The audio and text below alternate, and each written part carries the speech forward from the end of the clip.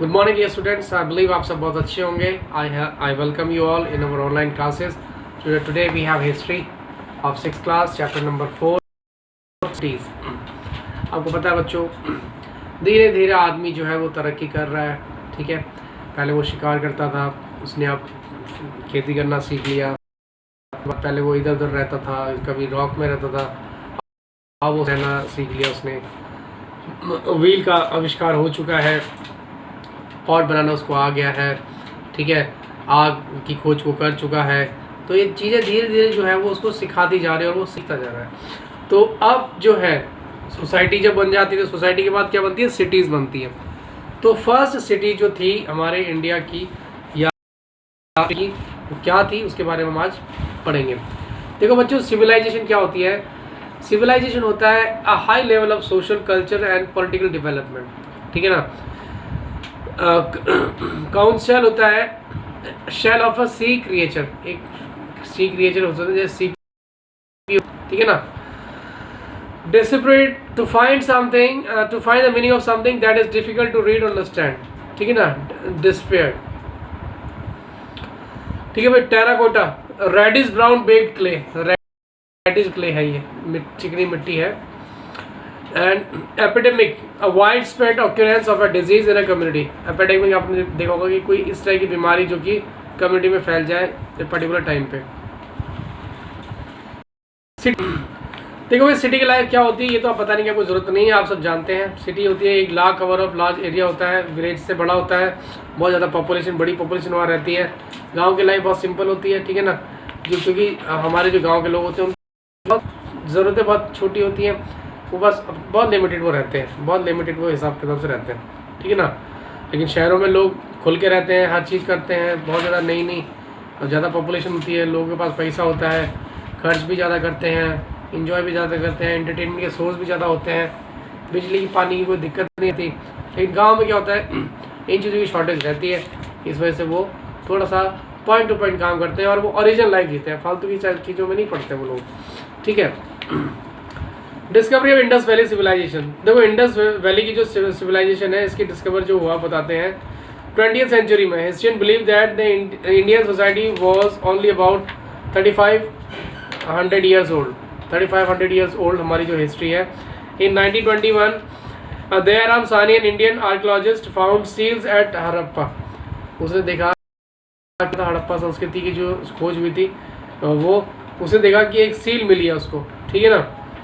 The small village in Punjab now in Pakistan in 1922 while laying railways line in province of Sindh। जब वहाँ पे क्या हुआ कि रेलवे की लाइन, आपको पता है जब रेलवे वहाँ पे खुदाई होती है तो रेलवे की लाइन जब डाल देते हैं तो उस टाइम पे उनको ये चीज़ें मिली।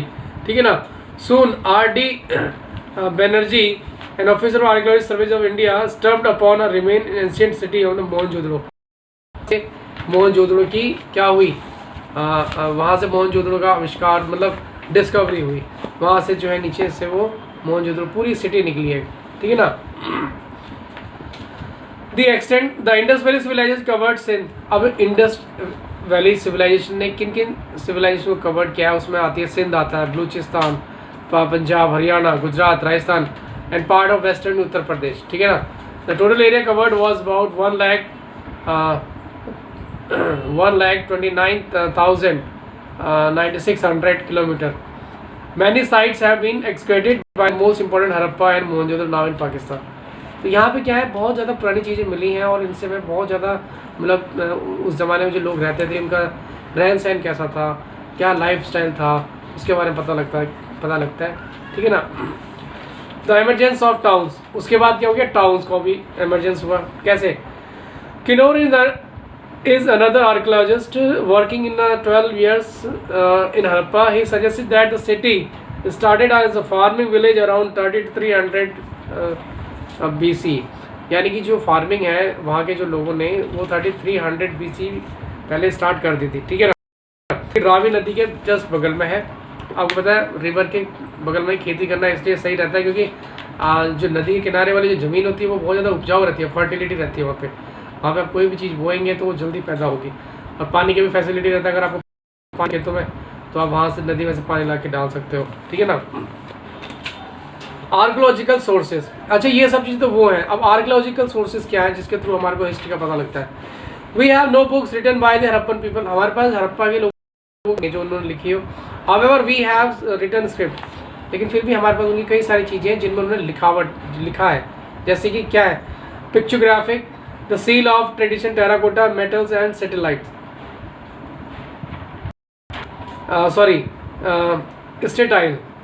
आपको पता है जो सील्स मिली, मोहरें मिली हैं वहाँ पे, तो मोहर में क्या क्या बना हुआ है? देखो एक बुल बना हुआ है, ठीक है ना। और मतलब उस टाइम पे जो इसको क्या बोलते हैं हम? पिक्चोरिग्राफिक। पिक्चोरिग्राफी इसको इसलिए बोला जाता है क्योंकि पिक्चर बना के रखा हुआ है इस टाइम पे, ठीक है ना। तो आप सोच सकते हैं कि उस टाइम के जो लोग थे कितने एडवांस थे। जब वो सील का इस्तेमाल कर रहे हैं तो सील का इस्तेमाल का मतलब होता है कि वो लोग लिखते भी पढ़ते भी जरूर होंगे।